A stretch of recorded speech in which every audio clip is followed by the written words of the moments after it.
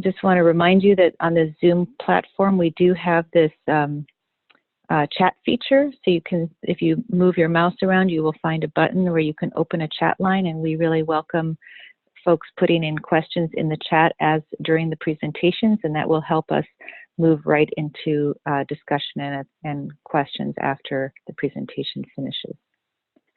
So with no further ado, I will introduce our first speaker, who is Brian Pedersen, who's a social behavior communication specialist, and he's going to talk to us about how why developing a demand creation strategy is important. Over to you, Brian. Great, thank you. So good morning, good afternoon, good evening to everyone. So again, my name is Brian Pedersen. I'm a technical advisor in social and behavior change at FHI 360. I provide support to our various programs to improve the way that they go about addressing social and behavior problems in our programs. And I'm a huge advocate for strategies. So anyone who's heard me speak before will know that this is one of my soapboxes. So I apologize to those of you that have already heard it. But again, I think it's something that's very important and sort of sets the groundwork for talking more about an insights-driven strategy or insights-driven strategy. You can admit, Martha? So just a very quick summary, I'm just going to give a very brief overview or what I hope is just a refresher on a strategy, what it is, why it's important, and what we mean by it in the communication and demand creation space. And then we're going to talk a little bit about insights, just to give you a sort of quick little overview so that we're all starting out with the same information in terms of what do we mean by insights. I think it's a word that we hear thrown around a lot in a lot of different contexts, and so we just want to make sure that right at the onset we all have the same understanding as to what we mean by an insight and why they're important to improving our demand creation and communication for social and behavior change activities. Advance. So in brief, at its most basic core, a strategy is a roadmap. It's something that helps us to outline our priorities and ensure that all of our activities, all of the things that we're doing, are all driving in the same direction towards a common goal or objective. If you think about anytime you're going to be going to a new place, you need to pull out your Google Maps in order to find a way to get there. It's the same sort of idea with a strategy. This is a way to make sure that you have a clear vision of where it is that you're going, and you've mapped out exactly how it is that you intend to get there. Advance. So designing a strategy as part of demand creation or communication activities is a critical step in the program design process. So for those of you that have seen this before, this is called the C process. It's also called the P process, and it's basically the 5 essential steps for the design, implementation, and evaluation and learning of a demand creation or communication or social and behavior change communication program. The strategy design takes place in that second step when we're focusing and designing an intervention, which is then used to create, implement, and evaluate our programs. Advance. So a lot of times people ask me why take the time to develop a strategy, and I facilitate lots of workshops around the importance of strategy and help programs develop strategies. And I always use this slide and this quote from Morris Chang, who is the founder and chairman of a large company out of Taiwan. And he states it very simply: without strategy, execution is aimless. And I think especially in the work that we're doing, where there's a lot of different moving pieces and a lot of different contributions coming from several different partners, it's even more imperative in our field to think about strategy and take the time to develop a deliberate strategy that attempts to provide that direction and make sure that the work and the contributions of different partners are not going to be aimless at the end of the day. Advance. So when developing a strategy, there are basically 5 questions that you need to answer in your strategy. The first is, where are we now? So this is your situation analysis. You're looking at the current state of affairs. Who are the populations that are affected by it? Why are they affected by it? How did we get there? Why is it that problem exists? What interventions, both successful and failures, have been tried in the past, and what has been learned? And the result out of all of this, out of this stage of the question, is just to get a justification for your interventions and to know who it is that you should be trying to reach. The next question is, where do you want to go? So this is, what is the behavior, or sorry, what where do we want to go is what is the behavior or behaviors that we need to promote in order to address the issues that we identified in our situation analysis. Who you need to reach, how you need to, or who you need to motivate to adopt the behavior. And from this stage, you're just trying to get a sense of and a shared understanding of what your behavioral objectives should be for your program. The next question is what changes are needed. So this is where you're going to be comparing the state of your ideal behavior and where it currently is. What are the factors that are preventing adoption of that behavior? What are the things that you need to change, both the internal and external factors, in order to enable adoption of the behavior? And this results in what we call our behavior change objectives, which are typically, and we'll get to this later, informed by some theory of change that gives you a sense of what your priority factors should be. What should it be attitudes, availability, accessibility, social norms, and things of that sort. The next question is, how should change be made? So this is where you're going to be, this is actually the fun part, where you're talking about the activities and the efforts that you want to implement in order to achieve your behavior change objectives. So in this stage, you're going to get a sense of your key approaches and activities, and also start to develop an understanding of what the key messages might be for any communication activities that you would be implementing as part of your demand creation campaigns. And then finally, the last question is, how do we measure progress? So this is where you're looking at the indicators that you're going to use in order to monitor your activities. And these will be both activity outputs. So you're looking at how many people were reached, how many activities were conducted, but you're also looking at the indicators that you're going to use in order to measure changes in attitudes, social norms, perceptions of availability, accessibility, and things of that sort. So advance. So just a couple of best practices in demand creation strategy design. Again, this isn't probably new for a lot of people, but this is based on my experience working with a lot of different programs. What sort of results in the best demand creation strategy, both in terms of design and implementation? So the first is, you should always let data and evidence guide your decisions. A lot of times when we start the process of developing strategies, we go with a lot of assumptions, and sometimes it's hard to allow the data and evidence to guide us in a different place, but it's really important to make sure that our decisions are based on the data, and that the interventions that we select and the approaches that we select are based on evidence. The next is to make sure that you're applying a behavior change theory. I know a lot of times in the implementation space, we feel like behavior change theory belongs in the halls of university, but in fact, behavior change theories are very helpful at helping to inform your lines of inquiry when you're thinking about where you need to be looking and what has been learned in other spaces. And it also helps you organize your evidence in such a way that it makes it easier to predict how your activities will actually affect the change that you're expecting. I also advise that we use a participatory approach. Now, I have some colleagues that work in a space that don't agree with me. They think that a participatory approach to strategy design is sometimes counterproductive, but in fact, although it takes more time when you have a lot more people in the room or a lot more people in the discussion, I always find it valuable to make it a participatory process, because it sort of shortcuts later discussions where you're talking about or trying to justify why you're doing one thing instead of another thing. And I've found strategy design to be a really great way to get one team on the same page in terms of what it is that we're trying to achieve and how all the different pieces fit together in order to give you some semblance of working off the same script.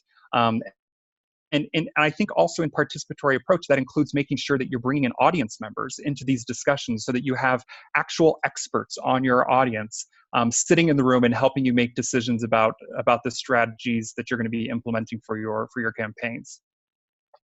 Also, it's important to make sure that you link to your supply side activities. When you're developing a demand creation strategy, you're focusing obviously on the demand, but you need to make sure that you're also thinking about supply side issues and making sure that they've been sorted out and that there's been some coordination between your demand creation and your supply side efforts.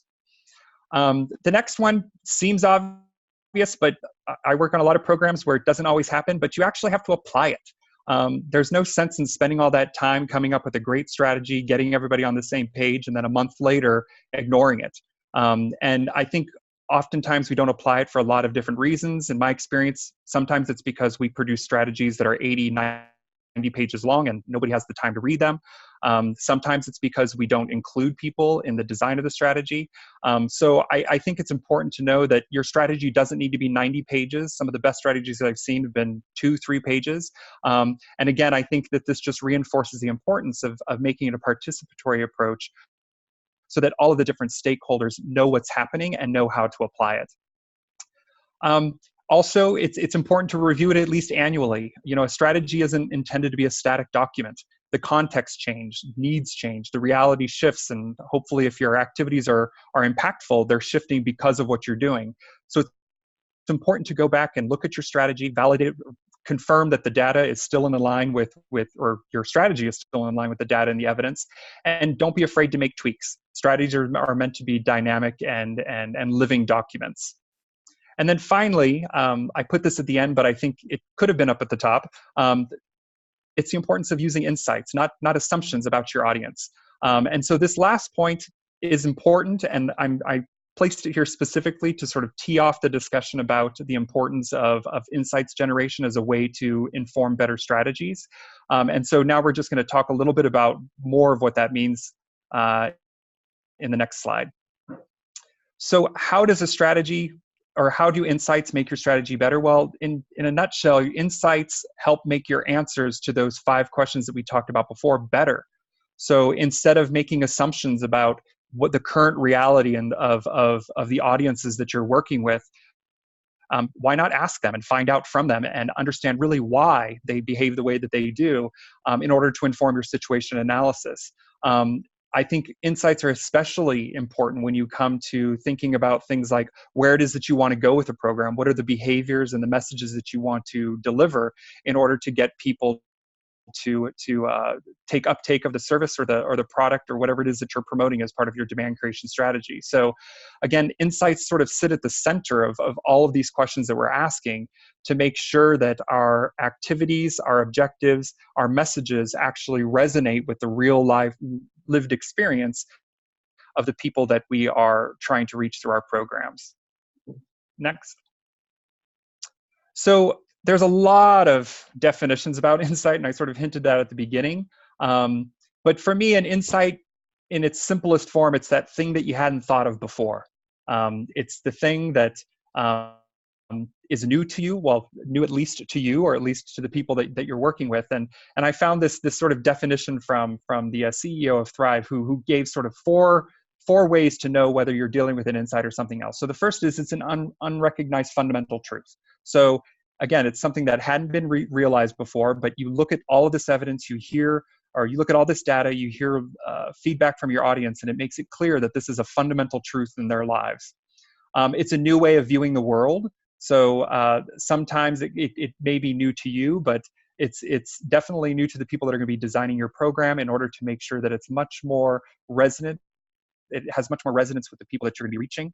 It's a penetrating observation about human behavior, and it's a discovery of underlying motivations. You know, one of the best techniques, or one of the easiest techniques that I've seen to uncover insights with existing data is just to keep asking why somebody does something, why are they motivated to do something, and that really helps to get you to the meat of what the insight is, to really understand what's motivating someone to behave one way or another. Next. So what's the difference between a regular old fact and an insight? I'm just going to give you one very basic example just so that we make it clear in our minds what's new about an insight, or what's different from an insight and an old fact. So young women in relationships don't want to use PrEP. So you could easily do a quantitative survey and ask women why they don't want to use PrEP. And one of the reasons that they might give is that, one of the reasons you may find in that survey that it's women in relationships that don't want to use PrEP. Now you could use that data and turn it into a demand creation campaign where you're focusing on young women in relationships and the fact that they don't want to use PrEP, and bombard them with messages about the benefits of PrEP, or about the ease of using PrEP, and the fact that it gives them all of these benefits that they hadn't thought of before. It's independent. It's a decision that they make on their own. But at the end of the day, you may not be getting at you may not be motivating them based on what it is that they care the most about. So that's an old fact, but an insight about young women might instead be that young women value relationships and are often afraid that PrEP will cause problems in those relationships. So even with just that insight, you could see how your communication and your demand creation activities might change, because it might go from a message that's very much focused on the medical benefits of PrEP and the HIV prevention benefits of PrEP.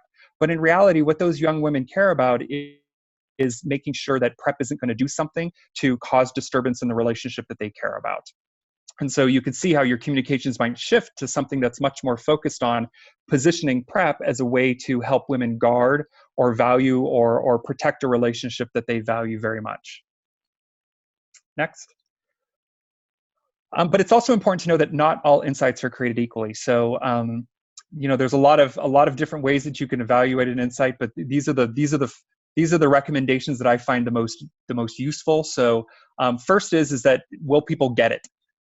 If it's an insight, and this is sort of very operational, but if it's an insight that it takes you a lot of time to explain, it's probably not an insight, because again, it has to be that sort of very simple concept that you had never thought of before, but is clear as day, and you can't forget it once you realize it.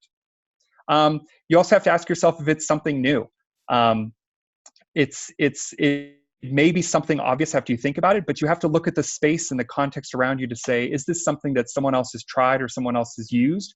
Because if it is, then it's probably not an insight in your space that may be applicable. Is it simple? So this is sort of linked to the first question. It should be something that's easy to state. You should be able to step back from it and say, wow, I can't believe I didn't see this before. It should really be something that you can fit onto a small little postcard. Can you support it? So if somebody came and challenged you on your insight, would you actually be able to defend it?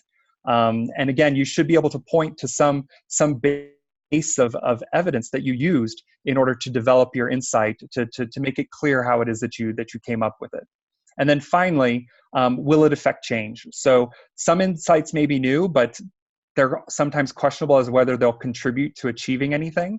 And so I think it's just important to make sure that as you're considering your insights, that you continue to consult with your audience and see if the insight that you've generated and that you're going to use to base your strategies and your messages around, that it actually is something that's recognized as potentially having the potential of actually affecting change in the behavior that you care about.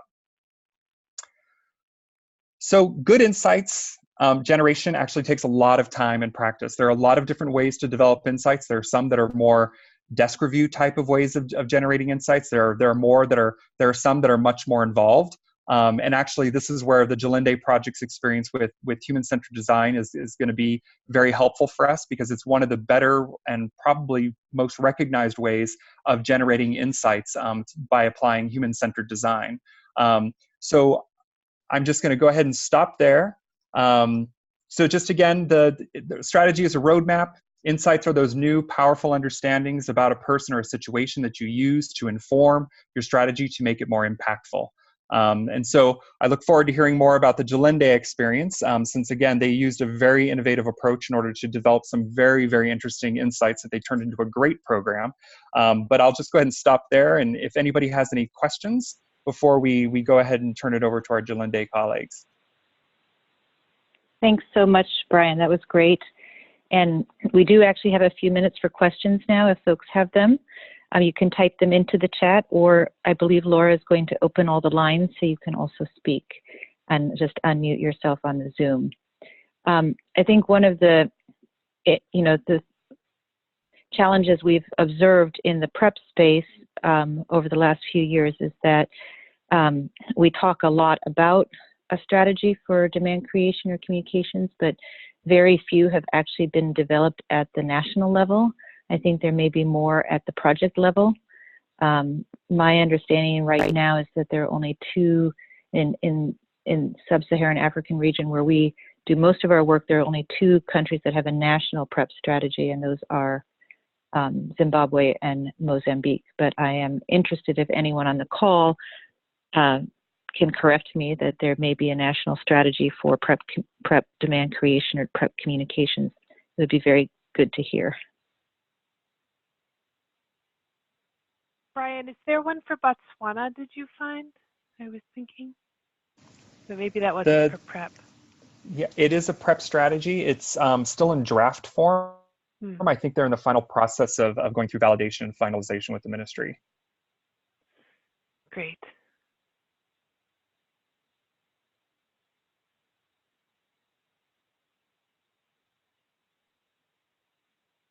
This is there anyone This is Manya Please, Dodson. go ahead, Manya. Hi, this is Manya Dodson from JPIGO. And before I was working at JPIGO, I was running the Adolescence 360 program, which is all about adolescents and contraceptives. It was really based on insight generation through human-centered design. And just another characteristic that I'd like to add on what makes an insight, kind of three things. One, that insights can be an insight in the eye of the beholder. So meaning that an insight might be incredibly obvious to the people who are living that situation, so it might not occur to them to mention it. But an outside observer or a diversity of perspectives can help extract and see an insight and see it as an insight rather than just like something that's so obvious that you wouldn't even think to mention it. The second thing I found is that insights have a shelf life, that when something is newly thought of and newly actioned, that it feels like an insight and it feels surprising, but that over time, as that becomes part of our generalized understanding of that situation and a known factor, that it ceases to have the allure of an insight. And the third thing that that we found in Adolescence 360 and in Jalinde, that an insight rises to that, gets to have that nomenclature if it actually opens up a new opportunity for action, or something that's, it's a actionable understanding that opens up a new direction for action. And fourth, that insights often have a tension inherent inside of them.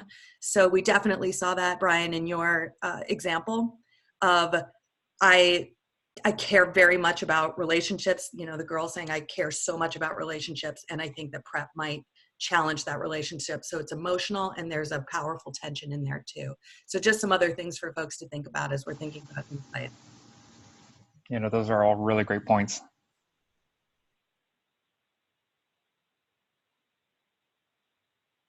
Thank you, Manya.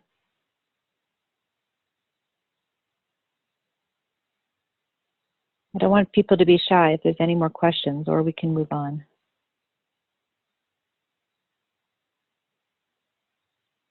All right, well, let's go ahead and then see how insights were generated and applied in the Jalinde project. And then, so this will be a presentation by Gaugel and Michael. I'm going to pass it over to them now. Thank you for that introduction. My name is Gaugel Kirumburu. I'm the Senior Communication and Marketing Advisor in JPIGO, working under the Jalinde project. Now, we'll be taking you through how we were able to apply HCD in driving uptake and continuation of oral PrEP among AGYW in Kenya. Next slide, please. Just looking at the problem itself, the main challenge that we had as Jalinde was being able to understand what we wanted to achieve was to understand the latent motivators, looking at the decision-making pathways, and also just being able to see what are some of the behavioral norms among the AGYW that we can be able to use to actually optimize and drive PrEP uptake among girls in Kenya. Next slide. Now, the design question that we developed to ThinkPlace was around how might we drive uptake and continuation of oral PrEP among AGYW in Kenya. And the focus of the AGYW population was girls and women aged between 15 to 24 years. And these are girls who are sexually active and mainly engage in transactional sex. And the specific population that we wanted to focus on was in Western Kenya, a specific county, which was Migori County. And mainly what we really wanted to address based on the research that we conducted with ThinkPlace was around how can we be able to drive uptake and continuation among these girls themselves. Next slide, please. I would like to hand over this section to Michael from ThinkPlace and he'll be able to take us through the approaches that were used for the HCD process itself. Thank you, Gelgel. Hi, everyone. My name is Michael Ngigi. I'm an executive designer at ThinkPlace, based in Kenya. So with our approach, we combined HCD and behavioral economics, and this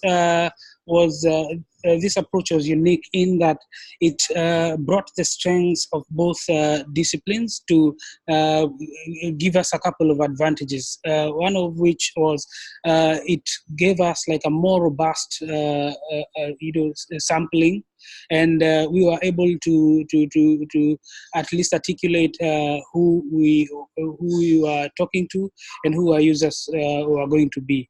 Then this combination also gave us better segmentation, that is clarity when it came to behavior, attitudes, and demographics. So with using BE and HCD, we were also able to prioritize the segments, because when we applied it at first, we got a lot of groups in form of segments, and then using both disciplines, we were able to capture the ones that we thought were really we'd really want to be keen on. And then this process also enabled us to be very iterative, in real time, whereby with every activity we did, we had an opportunity to evaluate. So traditionally, when we're trying to come up with interventions or even understand a challenge better, we are usually faced with the challenge of getting to have a feel of how we are doing at every step of the way. So combining HCD and BE gave us very good opportunities to do so. So how did we approach our segmentation? So we had 9 activities. We started with what we call a phase 0, where we went into the field and got some high level understanding of the challenge. And so this one was based on what we discussed in the intent phase with the Gilinde team, and also from our desktop research. Then at this stage, then BE kicked into developing a quantitative tool that enabled us to prioritize our areas of inquiry, which then would form the intervention design. So from here, then we developed a sampling frame that enabled us to narrow down on the key populations of interest. So we are talking demographics, and also how to mobilize to get participants, and also expert advice, and also this was also informed by timelines. Then from here we moved into collection and analysis of quantitative data. And my apologies, we were working with a behavioral economics firm called Busara. So at this point, we identified the key variables for segmentation. And from here, we got segmentation. We started segmenting using the data to do segmentation, and then this data was passed through a machine learning process that actually gave us the first idea of what the segments could look like, and then this was followed by an analysis of the clusters that came out of this. So from there, we went into sort of proofing the identified segments, and after doing so, then we enhanced the robustness. So we went into a decision of looking at what are the most useful segmentations based on our qualitative and quantitative findings. Then lastly, we then took these resulting segments and then passed them through an attitudinal segmentation that considered risk perception and sexual behavior. So what were some of the key? So some of the user segments that came up were we realized among the AGYW. There's this group that we call the desperate transactional woman, and we are talking about like in the Lake region. You find that this woman is not having sex for fun or for as a way of making money, but she's having sex just to get to meet her daily needs. So more or less she has very little option because she's almost in survival mode. Then there's the sponsored girl or women who say that, okay, since I'm at that stage in life where I'm having sex anyway, I'm better off just making something out of it and making it worth my while. Then we have the libertine woman who is more, I'd say, a strategic, where she will choose the men she has sex with, and then among those ones, just find out like which man can cater for a certain need. So you'll find that she has someone who caters for, say, school fees for her child, or someone who pays her rent. And then we have the naive girl where who really doesn't know much about sex, and she's getting approaches from men, and she doesn't know how to approach the whole issue, but finds herself already having sex, but then she can't really say what's the motivation behind this. Next, please. So some of the key insights we found were around sexual dynamics. So among AGYW, we find that the dynamics of sex are very skewed, against the young women. And so sex is used as a mode of currency, is used as a way of assertion by men. And then the girls also have this belief that men, when it comes to sex, men have the upper hand, and they can do whatever they want, and their job is just to oblige. So the other insights were around like sort of exploring why girls are not on PrEP. So there's a belief that it's not common that not many girls are on PrEP, and this has been caused mainly by a lack of like an open conversation around the issue. And then with PrEP, you find that since sex is a very sensitive topic by nature, then even PrEP makes this even harder. So it's hard to find positive advocates for PrEP. The third insight, the third group of insights were based on risk perception. So here, as you can see, some of the negative influences reduce the subjective risk perception that the girls had. So we at first with this we had a wide range of subjects that actually either fell on a subjective or objective risk, and we realized that positive influences just raised the subjective risk perception among the girls. The fourth one is sex is generally accepted. So it's a girl who has sex with many partners, this is not considered to be someone who is loose, because everyone is doing it. And also there's a widely accepted notion that all men have multiple sex partners, so that makes it generally just accepted.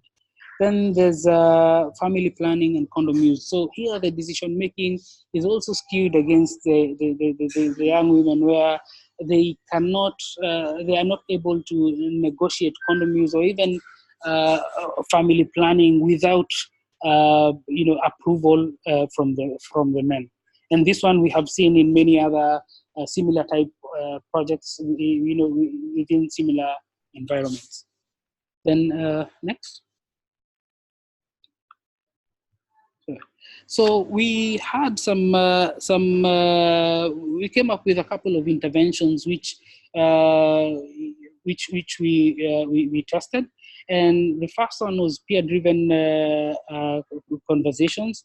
Then this one, we were approaching it with the idea that girls, would listen more to their peers. So it's easier to influence girls using their peers than other voices. For example, if the influence was coming from, say, the Ministry of Health. The other thing was short-term referrals for AGIW. Then there's youth-friendly materials where it was about changing the tone from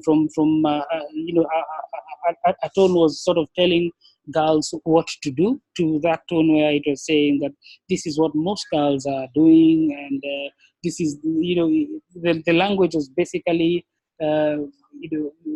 sounding like it was done. It had been developed by the girls themselves.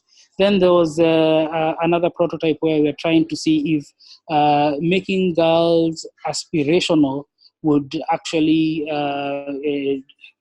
make them consider PrEP as a very PrEP as a sort of a partner to for them in their journey to achieve their aspirations. Then the other prototype was based on targeting sponsored girls and sort of saying that, hey, we know that this is what you're going through, but since this is your lifestyle, then you're better off to be on PrEP. So some of these interventions worked and some didn't work. Some of the unsuccessful ones were gender-based empowerment messaging.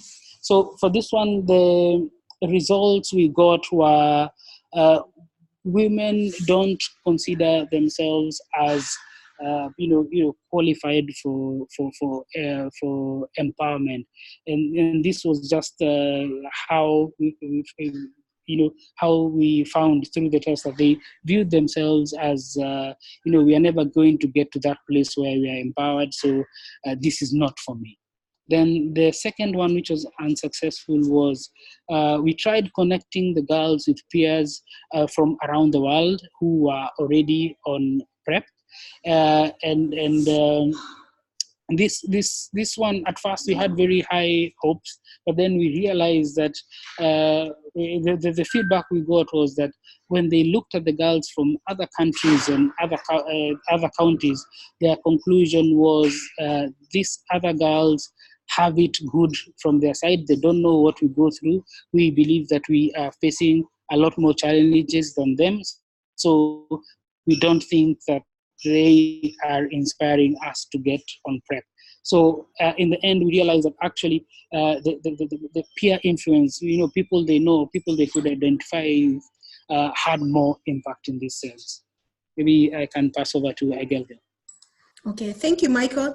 Now, based on the findings from the HCD and the BE work that was done by ThinkPlace and Busara, we were able to focus on the four main interventions that we scaled up.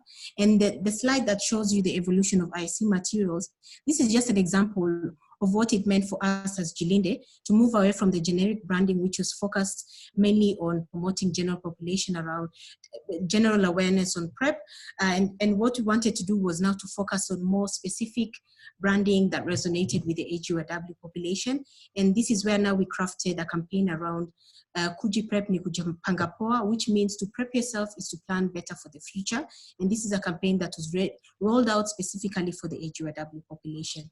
Next slide, please.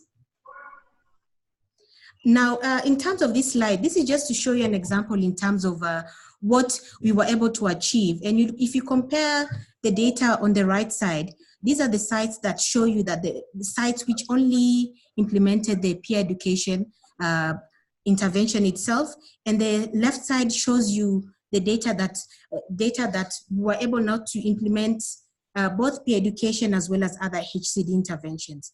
And for us, we realized that combining peer education with other HCD interventions that we scaled up proved to bear more yield for us, because one, we were able to get a higher yield in terms of the number of girls that were referred and received PrEP services.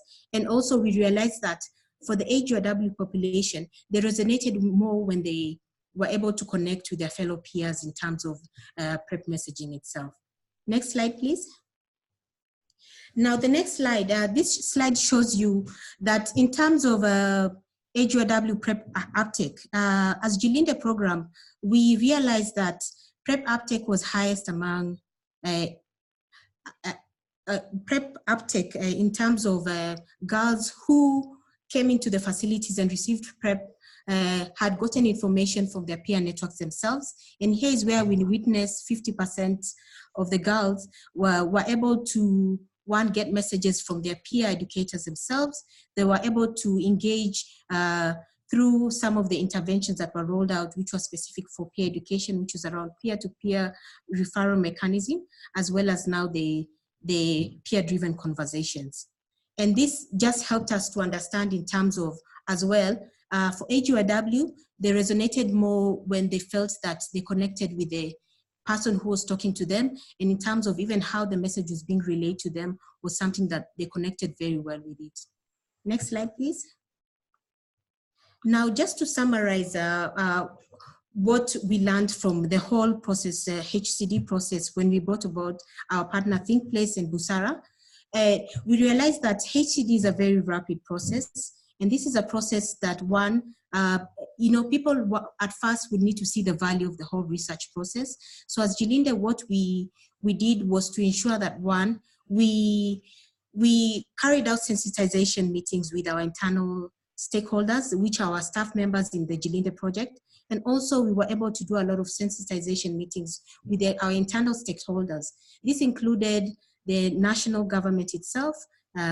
It included the county officials. It included now sensitizing the facilities where now we were going to conduct the research themselves. So at the point where now ThinkPlace was coming in to conduct the HCD process, we had a whole ecosystem of people that were aware about the whole HCD process itself. The second thing would be around evaluation and measurement. Now, this was one of the challenges we faced as Gilinde, because we realized that, one, at the beginning, before we implemented and rolled out the HCD interventions at scale, it was really important that we were able to, one, sit down and set in place the M&E tools that we wanted to use to measure the impacts of the HCD interventions that we were going to roll out. And lastly, in conclusion, in terms of the HCD and the behavioral economic approaches that we used, there was a lot of merit in using the combined approach, because these two approaches were very complementary of each other, and it provided us with a lot of in-depth data that we were able to use to, one, to understand the behaviors of the AGOW girls in terms of their insights. We were able to understand the segment works in terms of which are the girls we need to focus on, and then we were also able to test some of the innovative solutions that we came up with the ThinkPlace team to ensure that we build very evidence-based, user-centered interventions. And also in terms of the behavioral economics works, one of the biggest opportunities that we were able to derive from the whole entire process was being able to actually develop the psychographic segment work for the AGOW population. Thank you very much. I would like to now hand it over for the Q&A section. Wonderful. Thank you so much, Gail and Michael. That was great. And we do have a lot of questions coming through. I think I'm actually just going to go through them in order. Some of them are not in the all attendees chat. They're just for the panelists. So I'm just going to pull this out. So one is, a question about what do you mean by short-term referrals and what does that look like? I believe this is in relationship to your HCD intervention slide where you talked about successful and unsuccessful interventions.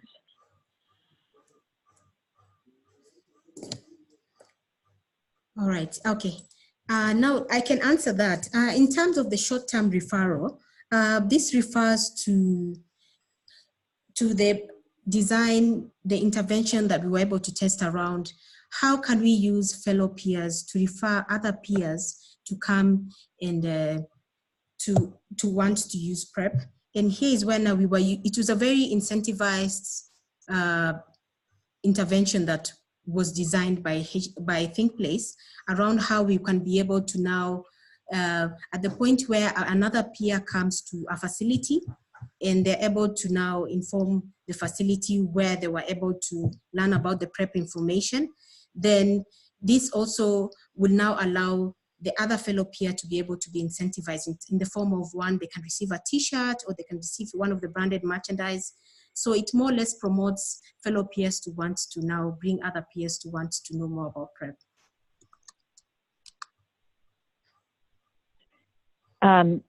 And that kind of gets into my question, which was more toward the end, but I'll just put it since it's related around the cost. So I think it's just, I think for all of these, the challenge that many folks are experiencing are limited resources for PrEP. So what are, based on your experience, what are some of these, what are the types of interventions that could be done for relatively low cost, and how expensive is this? Is this prohibitive in terms of a broader scale up of PrEP? I think it's probably necessary. So I'm not, by the way, I'm not asking that question in a, I think it's necessary. I think we need more resources, but just for those who don't have them, what can be done? Okay, could you repeat the question, please? Yeah, what are some, in terms of thinking through using HCD and behavioral economics and these interventions, from your experience, which of the ones that you tried were sort of the lowest cost or lowest resource intensive, but still effective? Yeah. This is Manya. I can take, Igelgal joined our team at the beginning of this year and was not actually deeply involved in the time period where we were doing the HCD work. So I can field this question. And of course, Michael, if you have anything to say about this. So I think there are things that teams can do starting tomorrow that would bring a spirit of human-centered design into their work. And they don't necessarily need a design firm to help with that. And I would say there's two things that the teams could start doing tomorrow. One is spending time in the community, extended time with target audiences, not in the false environment of a focus group, but just time together, casually observing and getting to know people as people in the context of their lives. A lot of times, some of the most important insights come from observations and connecting dots between what people are not saying and what they have said in focus groups. And even that exercise before doing focus groups can help to enrich the questioning that and reframe questioning that might happen in a focus group. So can you find a way, how might you get decision makers and activity designers to spend real time together casually with the target audience in the context of their real lives? So that's the first thing. The second thing is starting to think about our programs as test driving rather than pre-testing. So what I've seen that we do a lot is we spend a lot of time in conference rooms coming up with our messages when we could be spending more time in the field coming up with messages and throwing more concepts out before we've run them through all the approvals and everything to see how people will react to them. So anytime you're thinking about, do we need to pre-test something, if you can kind of turn your mind to think, how might we test drive this before we go too far down any road and see how people react to it. So I think those are two things that we could do right away. However, this HCD, when it depends on what you want from it, the more that you require transformative change, the more that I would recommend working with professional designers who can help guide you through a process that often feels foreign the first time that you're doing it, or it feels uncomfortable the first time that you're doing it. If you already have a team that's really used to a lot of iteration and they're really hungry to be out in the field all the time, and they're already have this kind of mindset of searching and curiosity and not assuming that they're experts, then they might not need as much support to get those transformative results. But also the things that they're doing probably are already more responsive, so they might not benefit as much from an HCD approach. That's very helpful. And Manya, please feel free to correct anything I typed. I tried to type your answers into the chat. Great. And so then we have another question from Simon that was, are we running a risk by not making PrEP gender neutral? Reflecting that he gets that girls are most at risk, but still. And I guess I will start with a response to this. My thoughts on this are, one is, I think one of the failures in our PrEP introduction is that we have not been able to effectively message PrEP for all. And that is a very important message. We have to message PrEP for all. I don't mean every single person. I mean those, who need PrEP, but it should be for all, whatever gender, whatever target population you are. If you're at risk of HIV, man or woman, and can benefit from PrEP, the communication should be that it is for all. So I think, I expect that Agal mentioned that this talk was focused on adolescent girls and young women, or maybe it was Manya who mentioned it, because they are the most challenging. So they were just sharing that particular experience, but they did this work across all populations. I don't know if others want to reflect on that question. Yeah, I would be happy to also give some feedback on that as well. Now, particularly for this presentation, yes, we definitely, in terms of the work that Julinde has been doing, we have focused in terms of 3 key populations, MSM, FSW, and AGYW, but we felt strongly that we wanted to focus this presentation on AGYW. But just to answer your question in terms of how can we make, in terms of our demand creation activities, more sensitive across all populations and not specific to the key population. And one of the ways that we were able to do that at the beginning, at the onset of Julinde, and when we were rolling out PrEP, one of the things we did was to do general awareness, which was a national campaign, and we were able to try and sensitize the public themselves on what PrEP is. And at the point where specifically now we're looking at the Migori County and the activities that we're doing around there, we also try to focus some of our interventions, and I can mention an example, Brighter Future events, which Brighter Future events are events that are mainly, this is an intervention that was developed on the basis of, one, we want to be able to address the future needs of girls right now. So how can we be able to shape their aspirations by creating events that not only appeal to the girls, but also can be used to, one, to draw awareness in the general population. So the intervention itself and the method these events were rolled out was around having community events where there'll be general awareness on PrEP, but then there'll be specific areas where now we'll be able to target the AGYW girls. And here is where now we're able to have specific social activities that appeals to them around beading work, around makeup classes, around just letting them know and get more information about PrEP. And that way we're able to draw them aside from the general population and to sensitize them more around PrEP itself. Thank you very much. I'm just wondering, DJ, I don't want to put you on the spot, but I know you had just commented in the chat that PrEP awareness was a real challenge in Nigeria, and I wonder if you have anything you want to share based on your experience in this and on this topic. Hello, everybody. Hello, Christine. Hello, can you hear me, Christine? Yes, Hello? I can hear you. Please go ahead. Yes, we can hear you. Okay. Okay. I'm a case manager with FHI here for client care.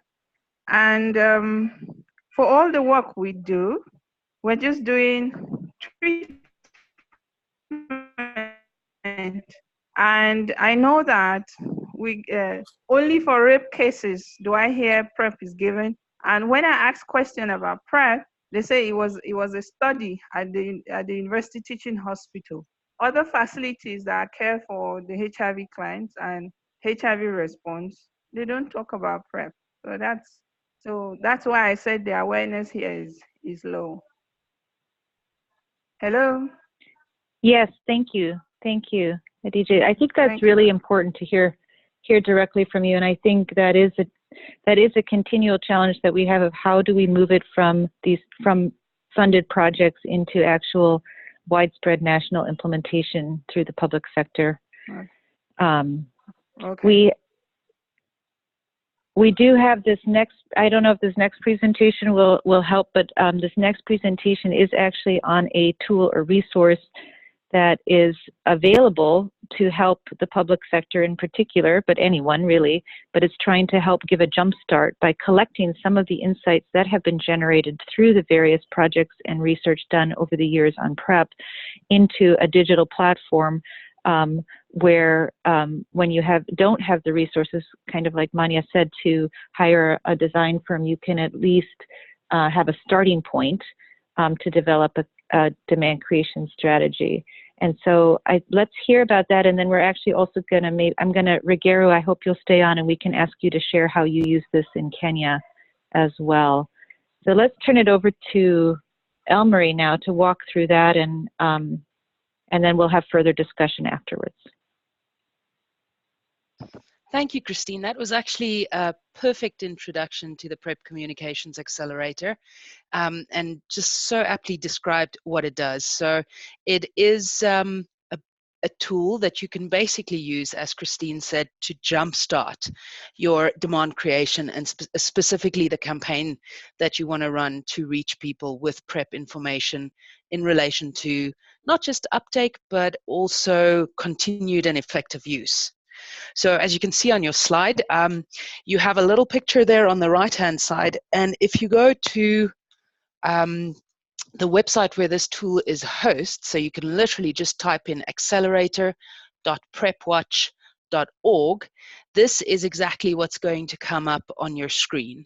So a really easy, simple tool that you can use right from your desktop. And the accelerator is very much a free and an interactive and digital resource, and it was designed and developed in mind thinking, how can we create something that supports national governments, program implementers, health practitioners, or any other people working in this environment that's trying to put really well thought out communications into their market space.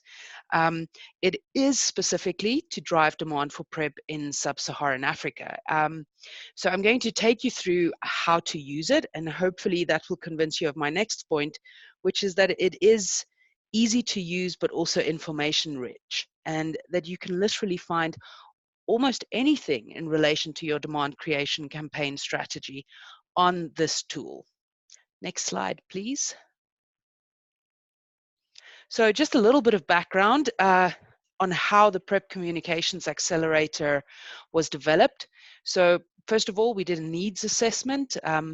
Many stakeholders were interviewed, and this happened across a couple of countries, both in Africa and also global partners. After that, communications landscape and gap analysis was pulled together. So again, there you can see the information focusing on South Africa, Kenya, and Lesotho. After that, invested in a little bit of market research. This was done with 5 target audiences, 530 participants across 6 counties. And then we set about the content development and testing. And during this process, we really wanted to make sure that we give people the best possible starting point. So it was quite an exhaustive process whereby content was developed and redeveloped and tested and redeveloped so that we could come up with the best possible starting point. Next slide, please. Right, so if you look at your screen, this is exactly what's going to pop up on your laptop or your computer or your mobile phone, your desktop, if you type in accelerator.prepwatch.org. So don't worry if you're scared that you're going to forget this web address. Usually what I just do is I go to the Google search engine and I type in Prep Communications Accelerator, and this is the first site that comes up. And if you look at your screen, you'll see it says, welcome to the Prep Communications Accelerator. And it's all about fast tracking prep uptake through strategic communications and demand creation. Now, if you look to the top right hand of your screen, you'll see there are 5 buttons. It's about the accelerator, your communications fast tracker, demand creation 101, your audience, and how the tool is then currently in use as well. So if we go to the next slide, please. I'm going to first take you through the communications fast tracker. So if you like, you can go and look at about the accelerator, giving a little bit more information about how it works and what went into it. But given that we only have a little bit of time, I want to show you the communications fast tracker. What you do here is you are going to create the starting point of your demand creation campaign strategy. Now, there's basically 2 actions that you have to take before you get to the starting point for the strategy. And it's a really good starting point. So first of all, you choose your audience. Now, there's 6 audiences: adolescent girls and young women, female sex workers, the general population, men who have sex with men, and people who inject drugs, as well as serodiscordant couples. Now, all you go and do is you literally click on one of those blocks, so the audience that you want to reach. So you click on the block, and if we go to the next slide, you'll see that your next action that you have to perform pops up. Right, so now that you've chosen your audience, AGYW, you now have to choose where is it that you want to reach these young women with demand creation to drive uptake and continued use. Now, this can be national, subnational, within a community setting, or even within a clinic setting. So again, you click on one of those blocks to decide what setting is most applicable to your situation. Next slide, please. Right, and what you're going to come up with there, you can see at the top there where you are in the process. You've chosen your audience, you've chosen the setting, and what you have in front of you is your demand creation campaign strategy. Now, this seems all very easy, and let me assure you it is. There's a lot of hard work that went into this to make sure that we come up with a plan that you can take, and you can look at how is this going to work in my setting and give it a bit of a test drive to see if it does actually work in your setting. So, I mean, if you look at this, what's going to come up on your screen, and I'm sorry I couldn't fit all of it in, but if you look on the left-hand side, there's going to be a situation, and then there's going to be a strategy, and then there's going to be some tips on engagement. So the situation basically just tells you some insights about your audience. It tells you what the problem is. And then we move over to strategy, where we look at what is the most powerful idea that can solve this problem. And then reasons for support. So why should we invest even time in this, and why should AGYW pay attention when we talk about PrEP? And it's actually more about how do we get AGYW to pay attention when we try to talk about PrEP. When you go down then, and this is the part that I really like about the accelerator, you'll see on your left-hand side there's a drop-down menu for engagement. So you get to engagement, and this is where the accelerator recommends the channels to be used in order to reach AGYW in the community or the setting that you've chosen. So it highlights things like printed materials, IPC, mass media, mobile communication, as well as social media. And then it goes a little bit further, and it also highlights tips to connect with your audience. So what are the things that are unique about your audience that's going to help you to connect with them? And it gives a whole list of this. And this is true of every audience in every setting. So as you can imagine, there's a lot of information in here, but you simply click what is applicable to you, and then that is what you get to see. So it's really been set up, this accelerator, in such a way that you're not bombarded or overwhelmed by information. Finally, what the tool also gives within this demand creation campaign strategy is tactics, right? And these are activities that we can do or keep in mind when we are trying to drive demand and uptake for PrEP. For instance, I'll give you an example. One of the tactics is to work towards male and family buy-in when we're promoting PrEP for adolescent girls and young women.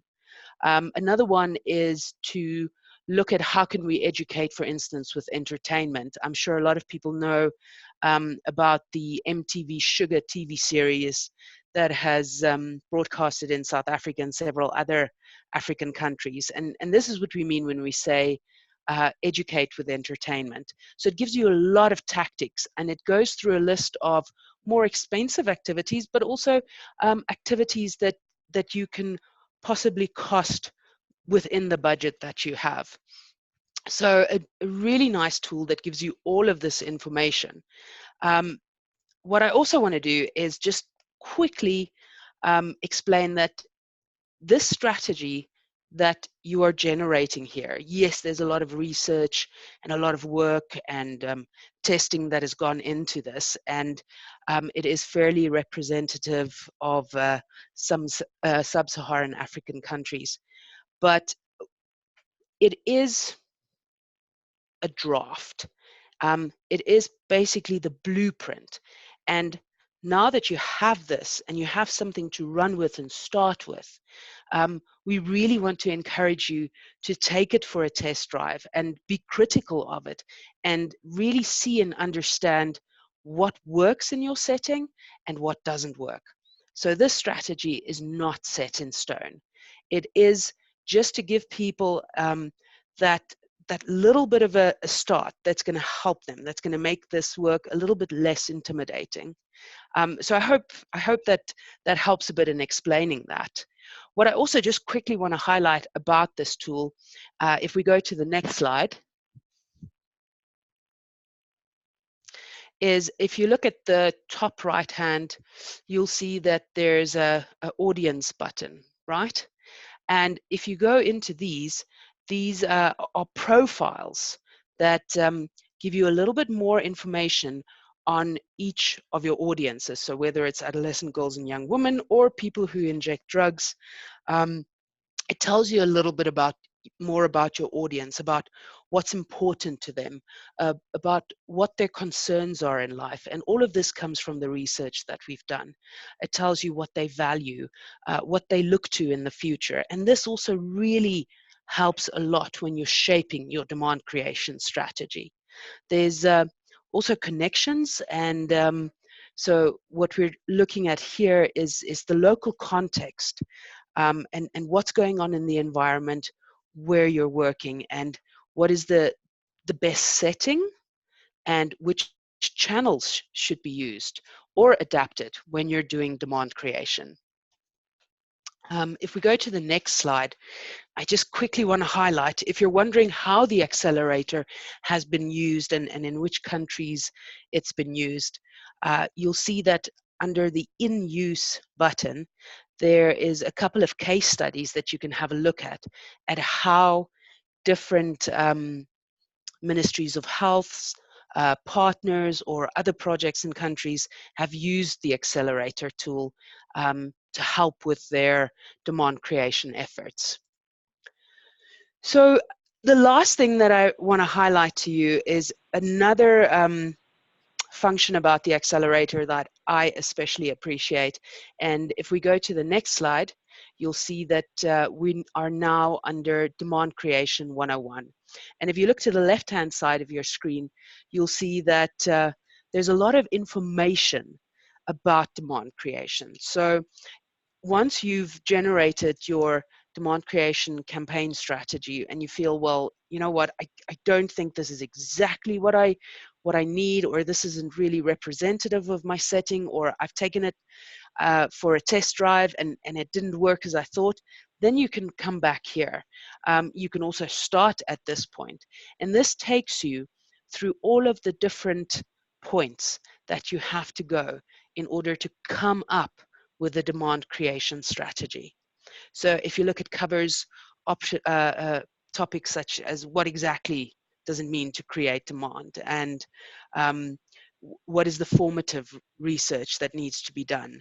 How do you go about developing that strategy? What does it mean if we're talking about creative concepting, media planning, working with journalists, the M&E that you have to do to see that if this strategy that you've actually executed, to test and to see, did this work? Was it worth the effort? And how did we make it work? And then, of course, there's also a lot of tools and templates. So it really is a tool that is structured really well. And you can go on there, and even if you just want to check your strategy, what you've already done, to see if you've got all the components, this part is really perfect for that. So in a nutshell, the Prep Communications Accelerator, a digital free online tool, a lot of functions. Doesn't matter where you are within your demand creation process, whether you're just starting out or whether you're in the middle or towards the end, there's something for everybody on this tool, and it really is there just to help you.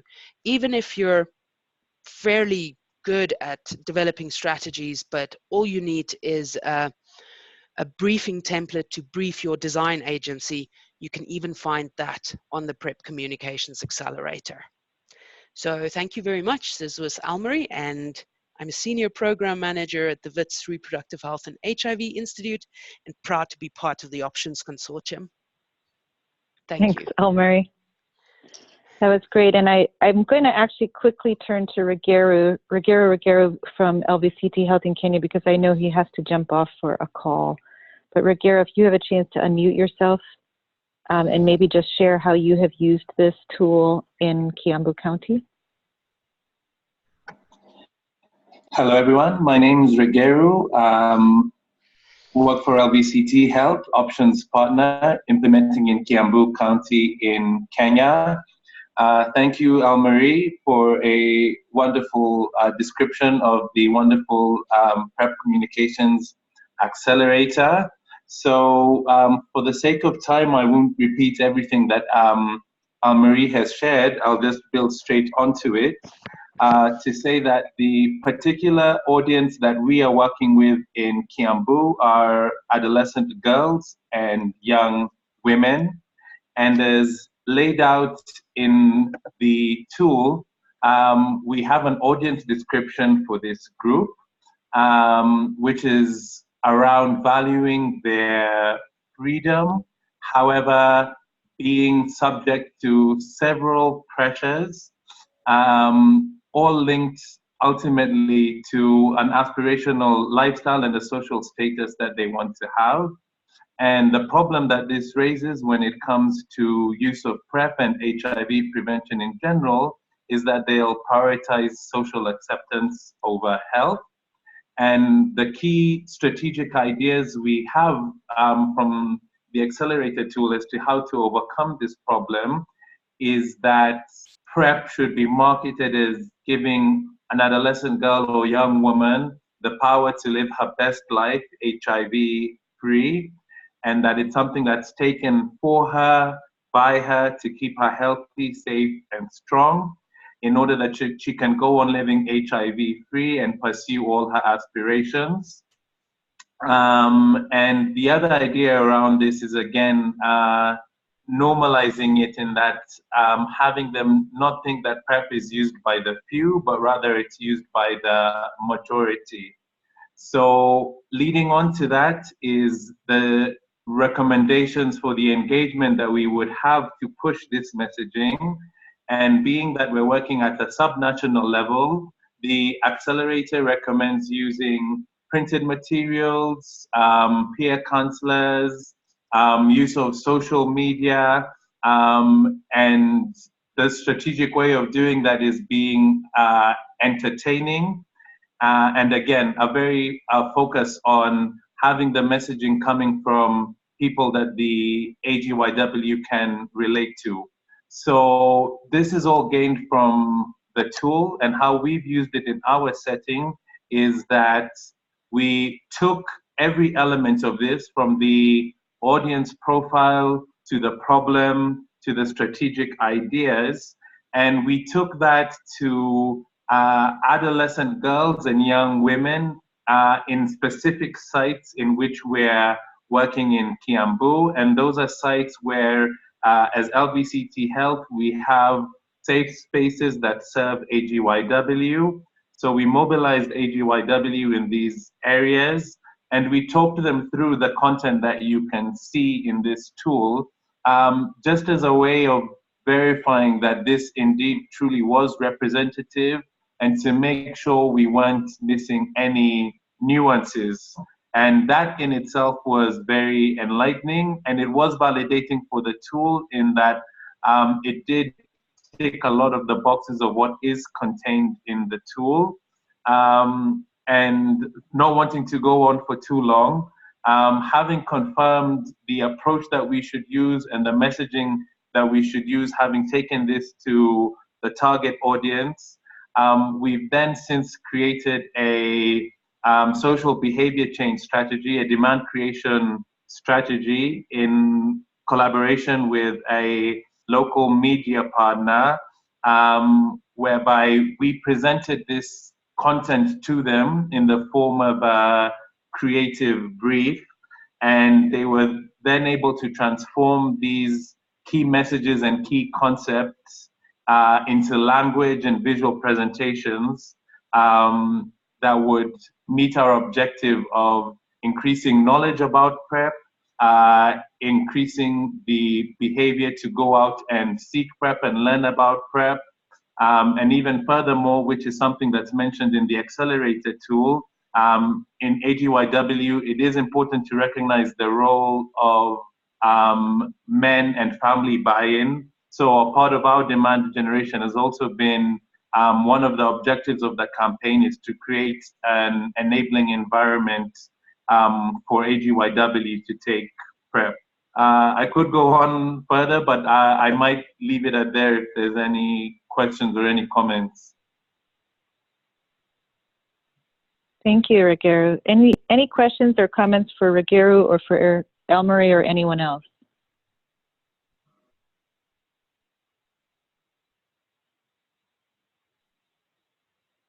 Okay, I think what is exciting to me is that the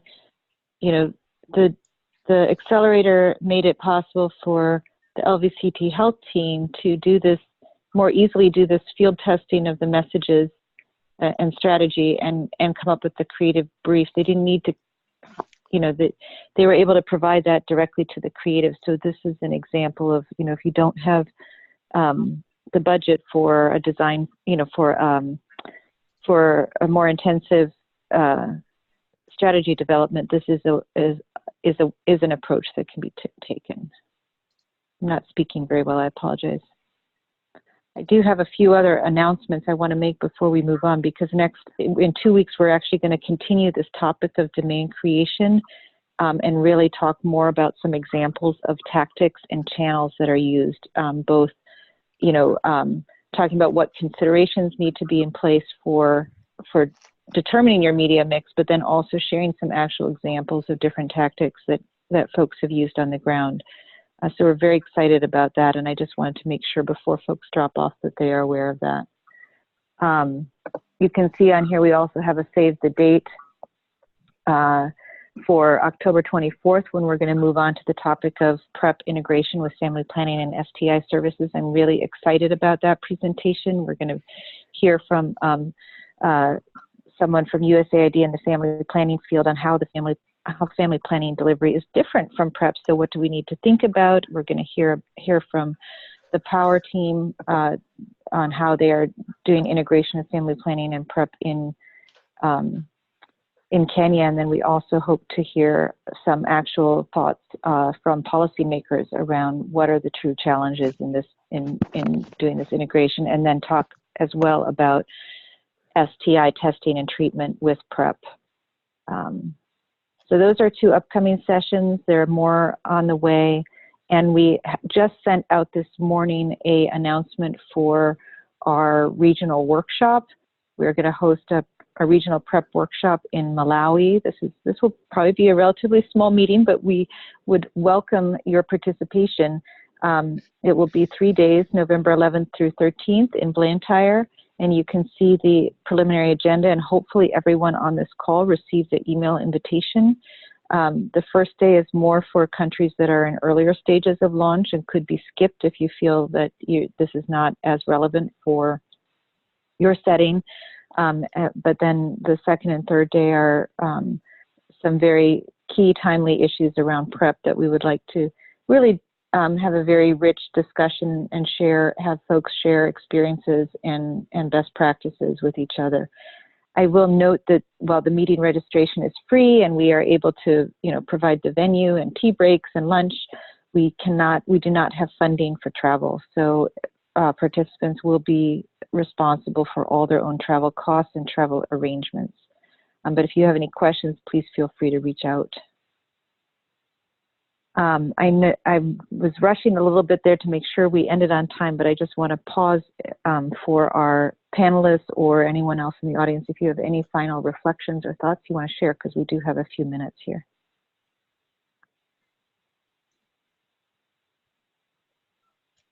Chris, this is Brian. I just wanted to make a really quick comment about the accelerator. So I think Elmarie did a really great job of reviewing all of its different components, but I would really encourage anyone that hasn't explored it already to just go and poke around.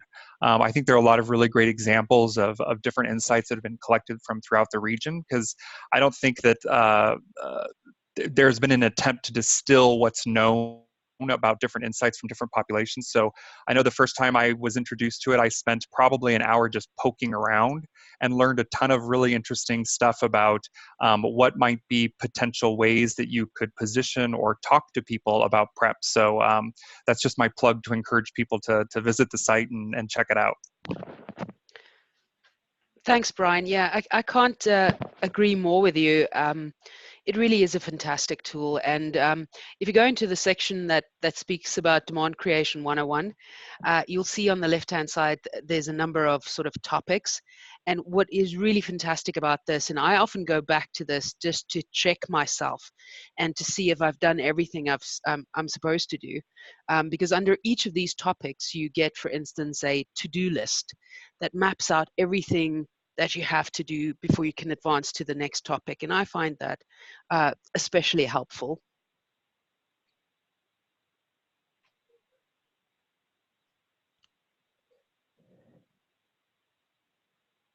Thanks, Elmarie and Brian. And Gaugao, or I don't know if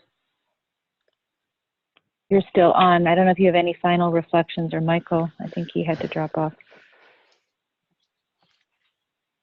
I'm still on the call. I just want to thank everyone. It's been a very engaging session. Thank you. Okay, well then with no further ado, we will end 2 minutes early. Excellent, and look forward to talking with you all in a couple weeks. Oh, there's a poll. Please do. It's super quick. It takes 5 seconds. Can you launch the poll? There we go. I'm not supposed to answer, but you guys are, the participants are supposed to answer. We do take your feedback seriously, and also if you have any specific comments or feedback for us, please just write to us, because the whole purpose of this learning network is to make it useful for those in the field working at the front lines of PrEP. So thank you for taking the time today. Thank you to our wonderful speakers, and we wish you all a good day and good evening. Thank you so much.